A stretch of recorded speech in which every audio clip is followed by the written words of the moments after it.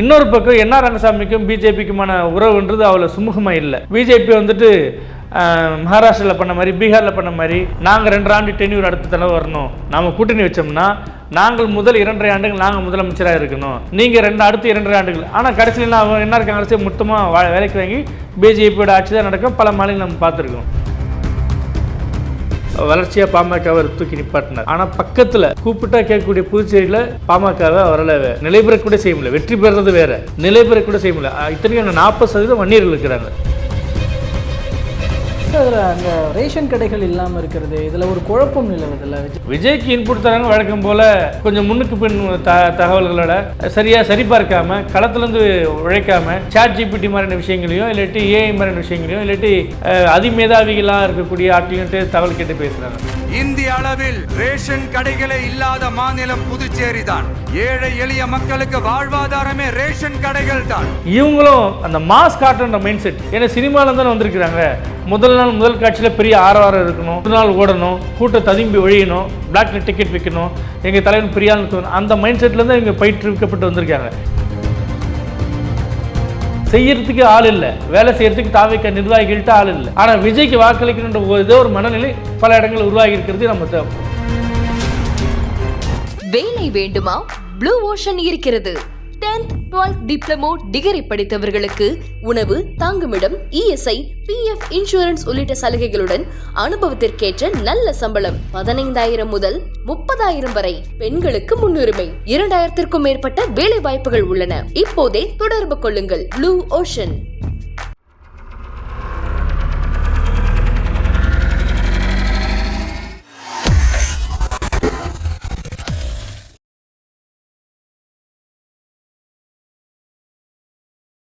தமிழர்கள் அனைவருக்கும் அன்பு வணக்கம். இன்றைய சிறப்பு நேர்காணலில் நம்மோடு இணைந்திருப்பவர் எழுத்தாளரும் ஊடகவியலாளருமான திரு அரவிந்த்குமார் அவர்கள். அவரிடம் தற்போது பேசுபொருளாக இருக்கிற நடப்பு அரசியல் விவகாரங்கள் குறித்து பேசலாம்.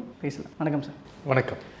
விஜய் அவர்கள் பேசின விஷயத்துக்கு வருவோம். புதுச்சேரியில் அங்கே போயிட்டு அங்கே என்ஆர் காங்கிரஸுக்கு ஆதரவான மனநிலையில் பேசியிருக்கிறது. அங்கே கூட்டணி ஆட்சியில் இருந்தாலும் கூட பாஜகவை பாஜகவை விமர்சித்து பேசுகிறதும், திமுகவை விமர்சித்து பேசுகிறதும், ஆஸ்யூஷுவல் எம்ஜிஆரை அடையாளப்படுத்தி பேசுவதுமாக அந்த புதுச்சேரி பேச்சுன்றதை எப்படி பார்க்குறீங்க? அதுவும் ஒரு லாங் கேப்புக்கு அப்புறமா. பாண்டிச்சேரியில் ஒரு சின்ன ஸ்டேட்டு, ஒரு 30 சட்டமன்ற தொகுதி, 23 புதுச்சேரியில் இருக்குது, 5 காரைக்கால் இருக்குது, 1 மாஹே, 1 ஏனாம். ஸோ இதுதான் அதோடைய அரசியல் நிலைப்பாடு. அப்போ ஒரு சின்ன ஸ்டேட்டு, அங்கே ஒரு தொகுதிக்கு 25,000 தான், 30,000 தான் வாக்காளர்களே. அப்போ அதில் வந்துட்டு 8,000 10,000 வாக்குகள் வாங்குறவங்க வெற்றி பெற்றவர்களாக இருக்க போடுவாங்க. அப்போ அந்த இடத்துல தங்களுடைய ரசிகர்கள் ஒரு 5,000 பேராச்சும் ஒரு தொகுதிக்கு தேடிடுவாங்கன்றது அவருடைய கணக்காக இருக்குது. அப்போ கூட எக்ஸிஸ்டிங் ஏதாச்சும் ஒரு கட்சி இருக்கும் பட்சத்தில் கூட்டணி வச்சோம்னா நேரடியாக அந்த மார்ஜினை நம்ம எடுத்துருவோம். ஒரு 15,000 16,000 நம்ம ஒரு தொகுதிக்குள்ள வாங்கினோம்னா நம்ம வெற்றி பெற்றுருவோம் அப்படின்னு ஒரு கணக்கு இருக்குது.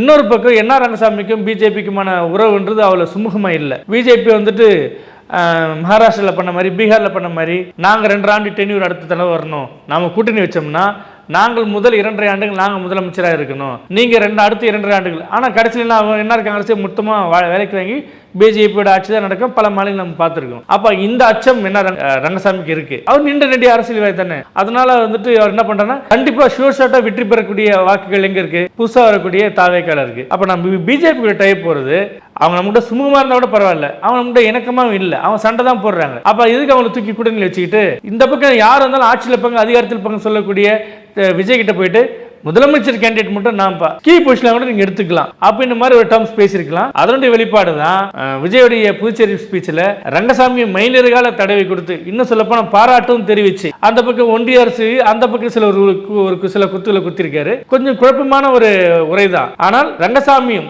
என்ஆர் காங்கிரசும் டிவிகேவும் ஒரு கூட்டணி வைப்பதற்கான ஒரு ரோட் மேப் மாதிரி அந்த விஜயோடைய உரை அங்கே அமைஞ்சிருக்குன்னு சொல்லலாம். ஆனால் இந்த அவரோட பேச்சுக்கு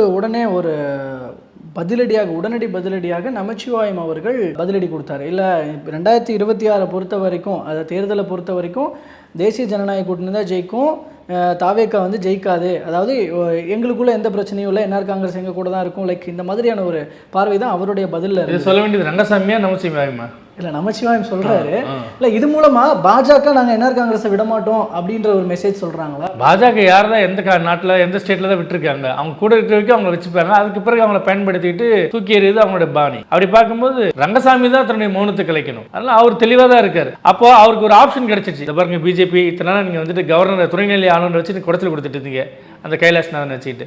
இப்போ எனக்கு இந்த இடத்துல ஒரு ஆப்ஷன் இருக்கு. நீங்க என்கிட்ட இணக்கமா இருந்து நான் கொடுக்குற எண்ணிக்கையிலான அடிப்படையில் நீங்க இடங்களை நின்று இந்த நியமன எம்எல்ஏக்கள் விவகாரத்தில் நீங்க அமைதி காத்தீங்கன்னா நாங்க உங்களுக்கு கூட்டணி வச்சுப்போம். இல்லைன்னா எனக்கு ஆப்ஷன் இருக்குன்ட்டு இந்த இடத்துல ஒரு கை ஓங்கிடுச்சு ரங்கசாமி. விஜயோடைய பேச்சுனால அவருக்கு ரூட் கிளியர் ஆயிடுச்சு. அந்த பதற்றத்தின் வெளிப்பாடுதான் நமச்சிவாயத்தோட பேட்டி. சார், அதில் அந்த ரேஷன் கடைகள் இல்லாமல் இருக்கிறது, இதில் ஒரு குழப்பம் நிலவுதில்ல. விஜய் குழப்பம்லாம் ஒன்றும் இல்லை. அவர் விஜய் அவர்கள் அப்படி சொல்லிட்டு போனாரு. ஆனால் இருக்குன்னு கிரண்பேடி காலத்தில் கிரண்பேடி துணைநிலை ஆளுநராக இருந்தப்போ அப்போ ரேஷன் கடைகள் பாண்டிச்சேரியில் மூடப்பட்டது உண்மை. அதுக்கப்புறம் 8 ஆண்டுகள் கழிச்சு திருப்பியும் இன்னும் சொல்லப்போனால் கடந்த 2024ஆம் ஆண்டு போன வருஷமே நடுவுலயே வந்துட்டு ரங்கசாமியே போயிட்டு ரேஷன் கடையில் திறந்துட்டார். கடந்த ஓராண்டா அது செயல்பாட்டில் 1.5 வருஷமா செயல்பாட்டில் தான் இருக்கு. விஜய்க்கு இன்புட் தராங்க வழக்கம் போல கொஞ்சம் முன்னுக்கு பின் தகவல்களோட சரிபார்க்காம களத்திலிருந்து உழைக்காம சாட் ஜிபிடி மாதிரியான விஷயங்களையும் இல்லாட்டி ஏஐ மாதிரியான விஷயங்களையும் இல்லாட்டி அதிமேதாவிகளாக இருக்கக்கூடிய ஆட்கள்ட்டு தகவல் கேட்டு பேசுறாங்க. கொஞ்சம் அவங்க விசாரிச்சிருந்தாங்கன்னா இன்னும் கூட தெரிஞ்சிருக்கும். மூடப்பட்ட தகவல் தெரிஞ்ச அவங்களுக்கு அது செயல்பாட்டுக்கு வந்த தகவல் தெரியல. இதான் உண்மை. அந்த இடத்துல ரேஷன் கடைகள் செயல்பாட்டில் தான் இருக்கு. அதுக்கு விஜயோடைய பேச்சுக்கு அப்புறமா தாவேக்கு ஆதரவாளர்கள் சிலர் பேட்டி கொடுத்தாங்க. அவங்க கிட்ட கேட்கும்போது ரேஷன் கடைகள் இருந்தாலும் அதனுடைய பலன்கள் மக்களுக்கு போய் முழுமையாக சேர்றதில்லை. காரணம் என்னன்னா அந்த போதிய அளவுக்கான அந்த அரிசியோ பருப்போ சம்திங் இதெல்லாம் கிடைக்க பெறுவதில்லை. அப்போ அது இருந்தும் இல்லாத போதாமைகள் என்பது வேறு, இல்லவே இல்லை என்பது வேறு. இப்போ தமிழ்நாட்டிலையும் பல்லாண்டு காலமா நியாய விலை கடைகள் இருக்கு. பார்த்தா நம்ம அம்மாக்குள்ள பாட்டிக்குள்ள பார்த்தீங்கன்னா இன்னைக்கு கடை திறக்கவே இல்லை, கிருஷ்ணால் கிடைக்கவே இல்லை, நமக்கு வந்து அரிசி தீந்து போச்சுன்னு சொல்லிட்டான். அப்போ நம்ம குற்றம் சாட்டியிருப்பாங்க, அடுத்த வாரம் கிடைச்சுன்னு சொல்லியிருப்பாங்க. ஆனால் இல்லைன்றது அர்த்தமா இல்லைல்ல. அப்போ என்ன நடந்திருக்குன்றது அவங்களுக்கு எழுதி கொடுத்ததை சொல்லும் கிளிப்பிள்ளை மாதிரி தான் விஜய் பேசுறாருன்றப்போ அவர் கேட்டிருக்கணும். நிஜமாலுமே ஒரு ஸ்டேட்ல ரேஷன் கடை இல்லையா அப்படின்றது கேள்வி கேட்கணும். அப்போ அந்த கேள்வி கூட அவர் எழுப்பாம மேடைக்கு வரும்போது அந்த தாளில் இருக்கிறது தான் வாசிப்பார் சொல்லும்போது அது கொஞ்சம் தாவேக்கா தலைமை மேலே விஜய் மேலே சில ஐயங்களை ஏற்படுத்து, சில கவலைகளை தருது. மாநில அந்தஸ்துக்கான கோரிக்கை, அதை பேஸ் பண்ணி இருக்கிற நிர்வாக பிரச்சனைகள் இதெல்லாம் சரி பண்ண வேண்டிய ஆக்சுவலி ஃபஸ்ட்டு பொறுப்புன்றது திமுக அதிமுக மாதிரியான பெரிய கட்சிகளுக்கு தான் இருந்துச்சு. அங்கேயே வந்து எம்ஜிஆர் இங்கே ஆட்சி அமைக்கிறதுக்கு முன்னாடி அங்கே ஆட்சி அமைச்சிருந்தாரு. அப்படிலாம் இருந்த திமுகவும் ஆட்சி அமைச்சிருக்கிறாங்க. அப்போ அவங்கெல்லாம் அந்த மாநிலத்தை மீட்டெடுத்திருக்கணும். ஆனால் அவங்க தேசிய கட்சிகளான பாஜக, காங்கிரஸ் இவங்களுக்கு விட்டு கொடுத்ததன் மூலமாக பாண்டிச்சேரி ஆக்சுவலி வந்து உரிமையை மீட்காம விட்டு கொடுத்துருக்காங்க. இந்திய அரசியல் சாசனம், இந்திய அரசியலமைப்பு சட்டங்கள் தெரியாத தாவேக்கு ஆதரவாளர்கள் சொல்றாங்க. அதனால கேட்குறேன், அதான் ஏன் திமுக ஆண்டது ஏன் அவங்க பண்ணி தரல, ஏன் அதிமுக ஆண்டது ஏன் அவங்க பண்ணி தரலன்றதான் தாவேக்காவோட கேள்வியா இருக்கு. இப்படி பிரதான கட்சிகளாகவே இருந்திருக்கலாமே, அங்க போய் கூட்டணி கட்சியா இருக்கிறாங்களே. யூனியன் பிரதேசங்களுடைய அரசியல் கல நிலவரம் என்பது வேறு, மாநிலங்களுடைய அரசியல் கல நிலவரம் என்பது வேறு. நீங்கள் ராமதாஸ் பாமக நிறுவனர் ராமதாஸ் பார்த்தீங்கன்னா புதுச்சேரி மாநிலத்துக்கு கூப்பிடுதல் தான் இருக்கார். அவர் 1980களில் எம்ஜிஆர் பீக்கில் இருக்கிற காலத்திலேயே தன்னுடைய அரசியல் வாழ்க்கையை ஆரம்பிக்கிறார். அதுக்கு பிறகு கலைஞர் இருக்கு அரசியல் பண்ணுறார். அப்போ தமிழ்நாட்டில் ஒரு மிக முக்கியமான சக்தியாக வளர்ந்து வர்றார். ஒரு 40 ஆண்டு காலில் அவர் இன்று தந்தைக்கு மகனுக்குமான விமர்சனங்கள் என்பது வேறு. ஆனால் ஒரு குறிப்பிடத்தகுந்த அளவுக்கு ஒரு வளர்ச்சியாக பாமகவை தூக்கி நிப்பாட்டினார். ஆனால் பக்கத்தில் கூப்பிட்டா கேட்கக்கூடிய புதுச்சேரியில் பாமகவை அவரால் நிலைபெறக்கூட செய்ய முடியல. வெற்றி பெறுறது வேற, நிலைபெறக்கூட செய்ய முடியல. இத்தனைக்கும் அங்கே 40% வன்னியர்கள் இருக்கிறாங்க புதுச்சேரியில். அப்படின்னா அங்கே இருக்கிற மைண்ட் செட் என்ன?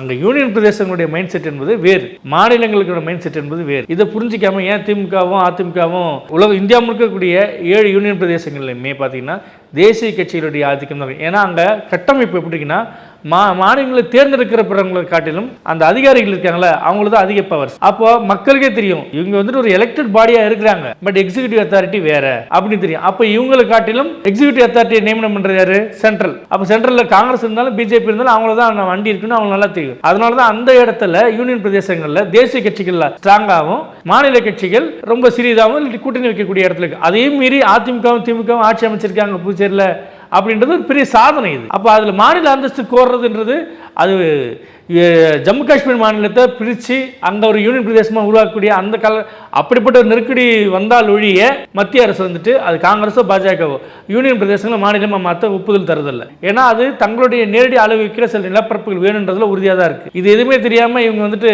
அரசியல் பின்புலம் இல்லாமல் ஏன் இப்படி பேசுறது? அவங்களுடைய இப்போதானே வந்திருக்காங்க, மெல்ல மெல்ல பழகிப்பாங்க. புதுச்சேரிக்கான பொலிட்டிக்கல் மூவ்மெண்ட்டுக்காக அங்கே இருக்கிற கால்குலேஷன்ஸ் படி விஜய் அங்கே பேசியிருக்கிறது, இப்போ அது மூலமாக என்ஆர் காங்கிரஸோட கூட்டணி போகிறதெல்லாம் புதுச்சேரி பாலிடிக்ஸ்க்காக இது பண்ணலாம். ஏதோ ஒரு வகையிலேனும் அவர் அங்கே பேசின விஷயங்கள் தமிழ்நாடு அரசியல் வட்டாரத்தில் எதிரொலிப்பதற்கான சாத்தியக்கூறு ஏதாவது பாயிண்ட்ஸ் இருக்கா? அப்படிதான் பார்க்கலாமா? இல்லை, அவர் எங்கே போனாலுமே அவர் வந்துட்டு மீண்டும் மீண்டும் சொல்கிறது தமிழ்நாட்டோட சிஎம் சரியில்லை, திமுக சரியில்லை, சட்டம் ஒழுங்கு சரியில்லை. இப்போ கூட கம்பேர் பண்ணி சொன்னாங்க. புதுச்சேரி நீங்கள் பார்த்து கற்றுங்க, அங்கே எவ்வளோ பாதுகாப்பு தராங்க. ஆதவர்ஜனாவோட பேசினாப்புல, விஜயா தான் பேசினாப்புல. ஸோ அவர் தமிழ்நாடு தான் ஒரு பிரதானம்ன்றது தான் தெரியுது. புதுச்சேரி மேலே தமிழ்நாடுக்கு செலுத்தக்கூடிய அளவுக்கு அவர் ஆர்வம் செலுத்தலன்றது தான் எனக்கான மெசேஜாக தெரியுது. ஏன்னா புதுச்சேரினா தமிழ்நாட்டில் அவர் இன்னும் கூட ஆழமாக நீண்ட நெடிய உரைகள்லாம் ஆட்டிருக்காரு, கொஞ்சம் பெருசாலாம் பேசியிருக்காரு இங்கேயும். அப்போ அந்த அளவுக்கு அங்கே ஆர்வம் காட்டலன்றப்போ, சார் நம்ம அதுலேயும் ஒரு ஸ்டேட்டாக இருந்தால் தான் நம்ம வந்துட்டு நேஷனல் பார்ட்டி எமர்ஜ் ஆக முடியும், அட்லீஸ்ட் சவுத் இந்தியாவில் 4 ஸ்டேட்டில் வர முடியும்.